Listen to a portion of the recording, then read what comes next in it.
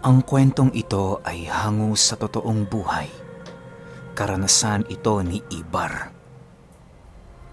Taong 1977, Makatok, Oriental Mindoro. Itong mga panahong ito, kasalukuyang may malubhang karamdaman si Ibar. Kung saan-saan na siya ipinatingin ng kanyang mga magulang, subalit wala ni isa sa mga ito ang nakatukoy sa kanyang karamdaman. Sabi ng doktor meron siyang tubig sa baga at sakit sa bato. Wala na itong lunas dahil ayon sa mga eksperto, napakalaki na ng pinsala ng sistema ni Ibar. Bagaman yon ang naging resulta ng kanilang pagpapakita, hindi pa rin noon naniniwala ang pamilya ni Ibar na yon ang totoong sakit ng kanilang anak. Kung iisipin, napaka-imposible nitong mangyari sa kanya dahil hindi naman siya kumakain ng mga pagkaing nakakasama sa kalusugan. Halos araw-araw nga sila noong gulay ang ulam at malayo din siya sa kahit na anong bisyo. Sa edad niyang 25 taong gulang, hindi pa siya nakakatikim ng kahit na anong uri ng alak. Dahil sa iyon ang palaging sinasabi ng doktor, nagpasya silang maghanap na lamang ng albularyo na maaaring gumamot sa kanyang hindi pa natutukoy na karamdaman. Sa ilang taong paghahanap nila ng lunas para sa sakit ni Ibar, marami nang naisangla ang kanyang mga magulang, maging ang kanilang tahanan. Baon na din sila noon sa utang dahil lamang sa walang patid na paghahanap nila ng makakatulong na siyang gagamot sa kanyang karamdaman. Halos dumating na sa puntong sumuko na lamang noon si Ibar dahil sa labis na pagkahiya para sa mga sakripisyo ng kanyang mga mahal sa buhay na hindi nagbubunga. Bagaman ganun na ang kalagayan ni Ibar, pilit pa rin siyang tumutulong sa kanyang mga magulang sa kabila ng lahat ng kanyang karamdaman. Ni pagbubuhat ng tubig ay tumutulong din siya, makabawi lamang kahit papaano.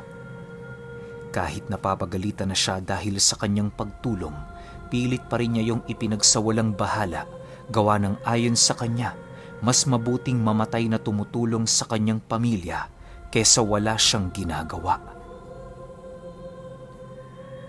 Isang araw, habang naglalakad-lakad sila sa merkado, may nakasalubong silang grupo ng mga magsasaka na merong hila-hilang kalabaw. Pagsilay ng mga ito kay Ibar, agad naman nila itong nilapitan upang kausapin. Noy, kamusta ka na ba? Maayos ka na ba?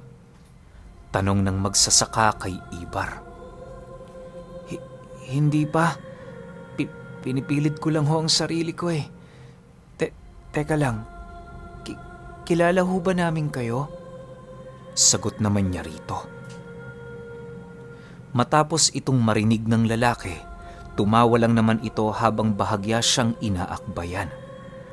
Maya-maya pa, bigla naman siya nitong binulungan ng, Gusto mo bang mawala na ang karamdaman mo? Matutulungan kita. Subalit may mga kondisyon akong kinakailangan mong isaalang-alang. Nang marinig ni Ibar ang sinabi ng lalaki, bigla naman siyang napatingin sa kanyang mga magulang na parabang naghihintayo ng kasagutan. Alam kasi ni Ibar na narinig ito ng kanyang ama, kung kaya't tanging paghihintay na lamang ng sagot ang kanyang ginawa. Subalit makaraan ang ilang minuto, laking gulat na lamang niya nang sabihan siya ng kanyang ama kung bakit siya nakatitig roon. Matapos ang mga pangyayaring yon, nagbigay si Ibar ng mga konting senyales ukol sa sinabi ng magsasaka. Nasisiguro niya kasi noong mga oras na yon, narinig ito ng kanyang ama gawa ng hindi naman gaanong kahinaan ang bulong nito. Nang hindi na maatim ni Ibar ang pagkikibit balikat ng kanyang ama, ninais na niya itong kumprontahin upang magawa nitong malaman ang ibig niyang sabihin. Nang marinig nito ang kanyang sinabi, dali-dali din naman yung naglakad para kausapin ang mga magsasaka. Sa puntong yon, doon napagtanto ni Ibar na hindi nga narinig ng kanyang ama ang naging bulong ng magsasaka sa kanya na siya namang labis niyang ipinagtaka. Dahil sa wala na silang ibang malalapitan noon, pumayag na ang kanyang ama na ibigay sa mga magsasakang yon ang kanilang pagtitiwala. Sa isip-isip nila, kinakailangan nilang subukan ang anumang klase ng panggagamot sa pagbabakasakaling makakatulong ito sa mabilisang paggaling ni Ibar. Matapos mapagkasunduan ang nasabing gamutan, agad din namang umalis ang mga magsasaka. Bago tuluyang umalis ang mga ito, sinabihan sila nitong sila ay babalik pagkaraan ng 3 linggo. Bueno Manoy, bago tayo magkalimutan, ako nga pala si Misok. Masaya akong makilala kayo at ang buong pamilya mo. Wika ng magsasaka na kanilang nakausap. Pagkabigay nito ng kanyang pangalan, dali-dali naman itong inakbayan si Ibar at muling binulungan ukol sa mga bagay na kinakailangan niyang ipagbawal sa loob ng 3 linggo. Siyempre, dahil siya noon ang may kailangan sa magsasaka, ginawa niya ang lahat para matandaan ang mga bagay na yon. Kahit taliwas ang iilan sa mga ito sa kanyang paniniwala, pinili niya pa rin yung tandaan at huwag kalimutan. Matapos ang maikling pag-uusap, dali-dali din namang umalis ang mga ito nang hindi umiimik. Pagsilay nilang medyo malayo na sa kanila ang mga magsasaka, agad din naman nilang binagtas ang daan patungo sa lugar na kanilang pupuntahan. Habang nasa kasagsagan ng paglalakad sila Ibar, panay naman ang kanilang pag-uusap ukol sa pagkatao ng lalaki. Bagong-bago lang kasi nila yung nasilayan sa baryo sa loob ng ilang buwang pagpapanhik nila roon sa kaparehas na oras. Animoy dayo lamang ang mga ito na naligaw sa lugar noong mga araw na yon. Sa pagbalik nila sa kanilang tahanan, pansamantalang isinantabi muna nila Ibar ang mga nangyari upang magawa nila ng maayos ang lahat ng kanilang gawain. Ni pagbanggit ng tungkol sa mga magsasaka noon ay hindi nila nagawa sa kadahilan ng bawat isa sa kanila ay labis na pinag-iisipan ang mga pagkakakilanlan ng mga ito. Kinagabihan, habang kumakain ng panghapunan sila Ibar, doon na nila napag-usapan ang tungkol sa mga magsasaka. Ayon sa kanyang ama, masyadong maganda ang inialok nito sa kanila para paniwalaan.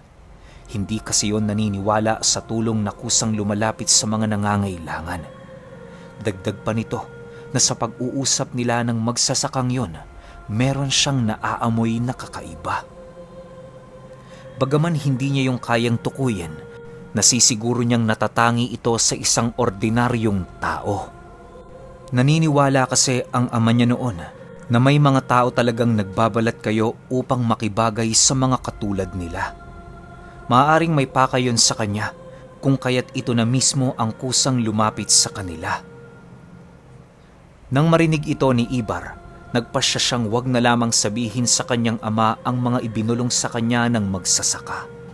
Nasisiguro niya kasi noon na kapag nalaman ng kanyang ama ang sinabi ng taong yon, maaaring hindi na ito papahintulutan na siya ay gamutin. Sa pagpapatuloy ng kanilang pag-uusap, panay naman ang ginagawa niyang dahilan para maipagpatuloy ni Ibar ang panggagamot ng magsasaka. Malayo-layo pa naman ang linggo, kung kaya't may panahon pa siyang baguhin ang desisyon ng mga ito. Noong oras kasing yon, nagpasya ang kanyang amang wag na lamang ipagamot si Ibar sa kadahilanang para sa kanila hindi katiwa-tiwala ang magsasaka. Dahil sa sinabi nito, hindi niya naiwasang makasagutan ng kanyang ama sa kadahilanang kagaya ng karamihang may taong may sakit, wala siyang hinahangad kundi ang gumaling. Bahala kayo, tay. Kung yan ang desisyon ninyo, wala akong magagawa. Magalit na kayo kung magalit sa akin. Dahil ngayon pa lang, sinisiguro ko sa iyong hindi mo ako mapipigilan na gumaling. Wala akong pakialam kung ano magiging kabayaran. Isa lang ang aking minimithi. Yon ay ang makatulong sa ating pamilya. Galit na wika ni Ibar. Nang marinig ito ng kanyang ama, nag-akma naman itong sasapakin siya kung kaya't buong tapang naman niya itong hinarap. Alam ni Ibar na hindi yun magagawa ng kanyang ama sa kadahilanang kahit papaano'y alam nitong masyado yung mapanganib para sa kanya.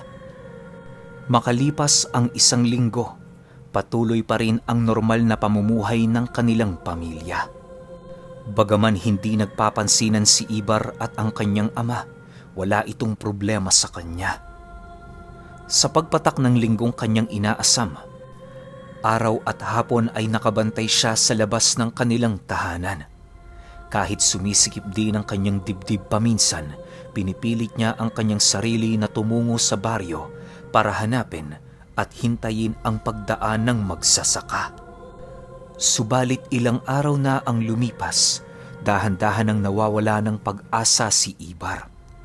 Kahit sa ang sulok kasi siya ng baryo tumungo, wala siyang nakikitang magsasaka na naggagawi. Isang gabi, habang sila'y kumakain, muli silang nag-usap ng kanyang ama. Mahinahon siya nitong kinumbinsing wag ng umasa para naman kahit papaano'y hindi siya masakta ng husto. Nang marinig niya ang sinabi nito, bigla naman siyang umalma sa kadahilanang parang minasama ni Ibar ang sinabi ng kanyang ama. Ngayon tuwan-tuwa na kayo dahil hindi na sila nagpapakita. Matanong lang tay, gusto mo ba akong gumaling o mamatay ng maaga? Pumili ka sa dalawa para magkaalaman na. Galit na wika ni Ibar sa kanyang ama. Ano ba ang gusto mong palabasin, Ibar? Hindi ka naman ganyan dati Bakit ba hindi ka makausap ng mahinahon? Sino ba ang magulang na gustong mamatay at hindi malagay sa maayos ang buhay ng kanilang anak? Iniiwas ka lang namin sa mga posibilidad, kaya wag na wag mong mamasamay ng anumang sabihin ko sa'yo. Sagot naman dito ng kanyang ama. Pagsilay nitong sasagot pa siya, bigla naman itong tumayo at nag-akmang kukuha ng patpat. Nang mapagtanto ni Ibar na umaapoy na yun sa galit, ninais na lamang niyang kumalma para naman kahit papaano'y hindi na sila gaanong magkagulo ng husto. Ilang minuto pa ang lumipas, bigla namang tumahimik ang buong paligid, hudyat ng pagkalma ng kanilang padre de pamilya. Nang mapagtanto ni Ibar na maaari niya na itong kausapin, malumanay naman siyang nagpaumanhin para naman kahit papaano'y maipakita niya pa rin ang kanyang paggalang sa kanyang ama. Nang marinig nito ang kanyang sinabi, agad naman itong tumayo at nagmarahang lumabas ng kusina. Makalipas pa ang ilang araw, patuloy pa ring nagbabakasakali si Ibar na babalik ang mga magsasaka na nangako sa kanya. Kahit malapit na noong magwakas ang linggo, hindi pa rin siya nawawala ng pag-asa sa pagtitiwala sa mga katagang ibinigay nito sa kanya. Pagtungtong ng hapon ng Biyernes, habang nag-aayos ng mga labahan sila Ibar, bigla namang dumating ang mga panauhing hindi niya inaasahang muli niyang masisilayan. Pagsilay niya sa mga magsasakang marahang pumapasok sa loob ng kanilang bakuran, dali-dali naman niyang tinawag ang kanyang ama habang patuloy na naglululundag sa tuwa. Paglapit ng mga ito sa kanila, agad naman siyang kinumusta ng magsasaka upang malaman ang kanyang kalagayan. Nang malaman itong nasa maayos siyang kondisyon, humingi yun ng pahintulot sa kanyang mga magulang na siya ay dalhin sa tahanan nitong nasa ibayong lugar. Dahil sa sinabi ng magsasaka, napilitang umalma ang kanyang ama, gawa ng ang nais nitong mangyari, gamutin si Ibar sa kanilang tahanan. Matapos niyang mailahad ang kanyang saloobin, iginiit naman ng magsasaka na imposible ang kanyang nais sa kadahilanang marami din siyang ginagamot sa kabilang baryo. Yon ang naging sagot sa kanya noon ng magsasaka na siyang naging sanhi upang tutulan ni Ibar ang nais mangyari ng kanyang ama. Dahil sa nagtatalo na naman sila noong dalawa, nagpasya ang kanyang ina na isama na lamang ang ama ni Ibar patungo sa bahay ng magsasaka. Hindi naman tumutol ang lalaking yon sa kadahilanang yun din umano ang kanyang gustong mangyari. Bago nila tuluyang nilisan ang kanilang tahanan, sinabihan sila ng magsasaka na magdala ng kakarampot na kumot at unan. Huwag din umano nilang kakalimutan ang damit ni Ibar sa kadahilan ng hindi nila alam kung ilang araw sila doong magtatagal. Matapos maisagawa ng kanyang ama ang iniutos ng magsasaka, dali-dali naman silang sumakay sa hila-hila nitong kalabaw upang umpisahan ang kanilang paglalakbay. Habang binabagtas nila ang daan, panay naman ang pakikipag-usap ng ama ni Ibar sa magsasaka. Animoy kahit pumayag na itong siya ay ipagamot doon, hindi pa rin nawawala sa isipan ng kanyang ama ang pagdududa. Sa pagdating nila sa ibayong baryo, bumungad sa mga mata ni Ibar ang napakagandang lugar. Napakaraming tao sa lugar na yon na parabang hindi na mahulugan ng karayom dahil sa dami. Ilang minuto pa ang lumipas, narating na nga nila ang sentro ng baryo kung saan sinalubong sila ng mga maninindang may mga inaalok na iba't ibang uri ng kakanin. Pagsilay ng magsasaka na bibili na ang ama ni Ibar, agad naman niya itong pinigilan habang nagwiwika ng, Iwasan mong bumili ng kahit na ano dito, Ginoo. Tandaan mo, wala ka sa inyo. Ano man ang mangyari sa iyo dito, hindi ko nakasalanan yon. Dahil sa sinabi nito, bigla namang nabitawan ng ama ni Ibar ang bagay na kanyang iniabot sa isang tindera at matapos niya itong gawin, agad naman siyang tumingin sa lalaki habang sumasagot ng, Uso bang manlalason sa inyo rito? Nakakalungkot naman. Sa baryo namin, ni isang manlalason wala ka na doong makikita. Sa pagpapatuloy ng kanilang pag-uusap, kinumpirma sa kanila ng magsasaka na maraming ang manlalason sa lugar. Hindi lang mga manlalason ang naroon, bagkus maging ang mga mambabarang at mangkukulam ay pataguring naninirahan sa lugar na yon.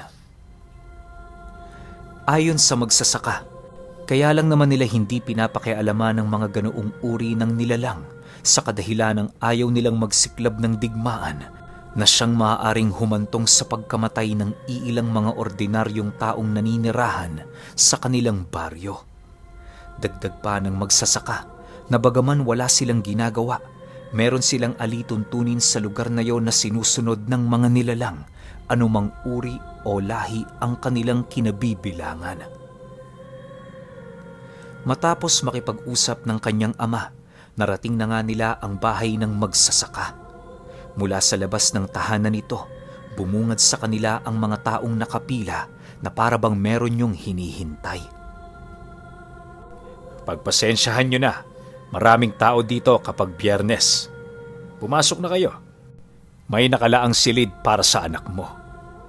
Wika ng magsasaka habang naglalakad sila papasok ng bahay. Ilang minuto pa ang lumipas, kasalukuyan na ngang nakahiga si Ibar sa isang higaang medyo may kalayuan sa lugar na pinaggagamutan ng mga taong naninirahan sa baryo. Inaasahan na nilang ihihiwalay siya nito sa karamihan gawa ng hindi ordinaryo ang kanyang karamdaman. Bago tuluyang umpisahan ng lalaki ang kanyang gamutan, ibinili nitong lumabas ng silid ang kanyang ama upang hindi ito mag-alinlangan sa kanyang gagawing panggagamot. Dahil sa naroon na sila sa lugar, wala nang nagawa ang ama ni Ibar kundi ang sumang-ayon sa nais nito. Ilang oras pa ang lumipas, tuluyan na ngang nawala ang mga taong nakapila sa tahanan ng magsasaka. Ang tanging nasa loob na lamang noon ng tahanan ay ang kanyang anak na patuloy pa rin itong ginagamot. Dahil sa tagal ng nagaganap na gamutan, nagpumilit ng pumasok ang ama ni Ibar. Pagdating niya sa silid, bumungad sa kanya ang kanyang anak na nakaupo habang tulala siya nitong pinagmamasdan. Dahil sa kakaibang pangyayaring kanyang nasilayan, dali-dali naman niya itong niyakap habang hinahanap ang magsasaka. Pagsilay niyang naglalakad ito papalapit habang merong daladalang mainit na tubig, buong lakas naman niya itong kinuwelyuhan habang nagwiwika ng, 'Anong ginawa mo sa anak ko? Bakit siya ganyan?' Paulit-ulit itong binabanggit ng ama ni Ibar hanggang sa dumating ang puntong hindi na nito malaman ang kanyang gagawin. Pagsilay sa kanya ng lalaking dahan-dahan na siyang kumakalma, sinabihan siya nitong umupo upang mapag-usapan ang mga bagay na kanyang nakitang kakaiba. Manoy, wala pong nangyari sa anak ninyo. Kinlaro ko lang sa iyo na anuman ang ginawa ko sa kanya, ito'y panggagamot lamang. Huwag ho kayong magalit kung hindi ko sa inyo ipinakita ang mga hakbang. Ginawa ko lang ito sapagkat yon ang naaayon sa aking paniniwala at ritual na ginawa. Pagpahingahin na ho muna natin ang inyong anak sapagkat dumaan siya sa napakaraming proseso ng gamutan. Bukas ho ay magaling na yan.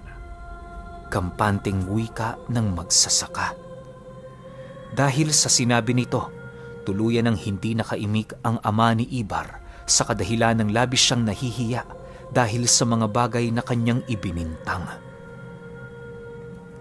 Kinaumagahan, maaga pang umalis ang mag-ama sa tahanan ng manggagamot. Bago nila tuluyang nilisan ang bahay nito, nagbigay sila ng konting ikapo bilang pagpapakita ng kanilang pasasalamat. Habang nasa kasagsagan sila ng paglalakad, panatag naman noon ang ama ni Ibar sa kadahilan ng bumalik na sa normal ang kanyang anak. Maliksi na din ang pangangatawan nito at nakakaya na nitong tumakbo ng hindi hinihingal. Sa pagdating nila sa kanilang tahanan, agad namang nalaman ng kanilang mga kababaryo ang mabuting balita. Ang iilan sa mga ito ay tinungo pa ang bahay ng manggagamot, subalit wala na sila doong nadatnang bahay o anumang gusaling nakatayo sa lugar.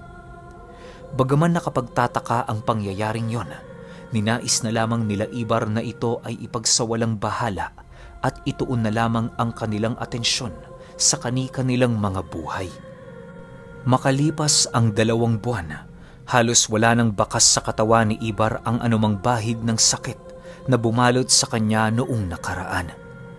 Panatag na noon ang kanyang mga magulang na tuloy-tuloy na ang kanyang paggaling hanggang sa dumating ang puntong bigla na lamang merong nangyari na hindi inaasahan. Sa pagpatak ng 3 buwan, naglaho na lamang si Ibar sa kanilang bahay na hindi nag-iwan ng kahit na anong bakas sa paligid. Kung saan-saan pa ito hinanap ng kanyang ama, subalit sa kasamaang palad wala silang nakita. Upang matukoy ang eksaktong kinaroroonan nito, tumungo sila sa kilalang manggagamot sa baryo upang ipatukoy kung saan tumungo ang binata.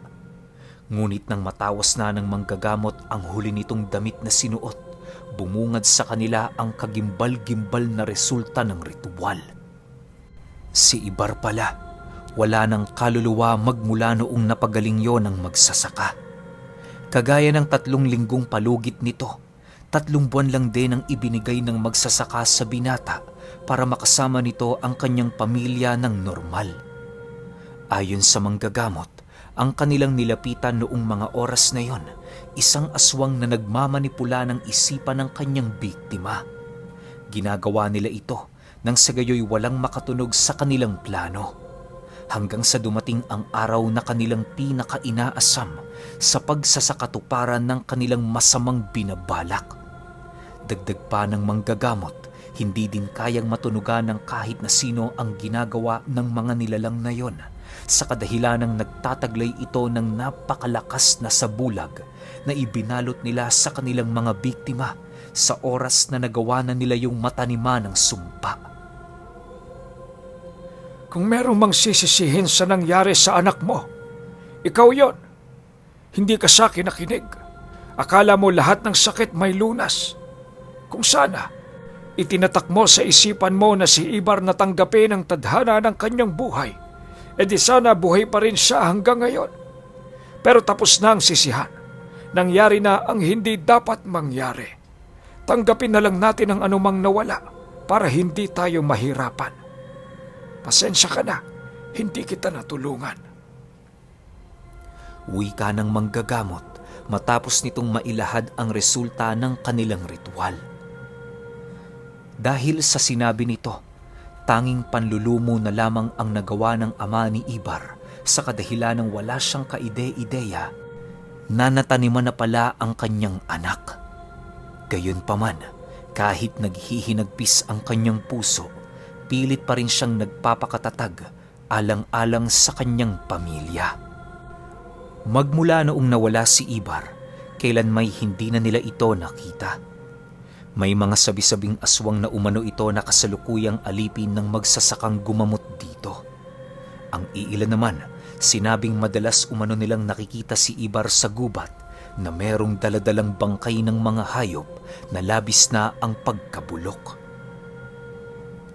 Bagaman maraming sabi-sabing naririnig ang ama ni Ibar, pinili na lamang nitong manahimik sa kadahilan ng labis din siyang nababahala para sa kanilang kaligtasan.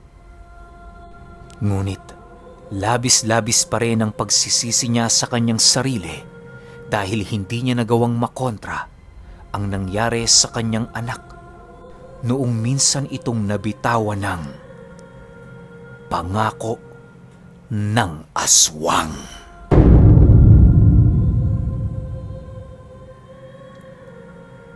Okay, opinyon ko sa kwento. Medyo may pagkakahawig yung aswang sa kakarma kasi isipin ninyo wala na siyang espiritu o kaluluwa, di ba? Ibig sabihin nun parang wala na rin siyang anino no? Parang yun yung technique nitong mga aswang na to para mambiktima ng mga tao. Pero bakit kaya bigla na lang silang nawala nung dinumog sila ng mga tao? Ano yun? Bawat baryo, isa lang ba yung bibiktimahin nila? Pero di tayo sigurado baka may iba pang kwento ng mga nakatira doon, di ba? Kasi ito lang kay Ibar yung narinig natin. Paano pa kaya yung mga kapitbahay niya, yung mga kalapit baryo nila, baka nabiktima rin, no?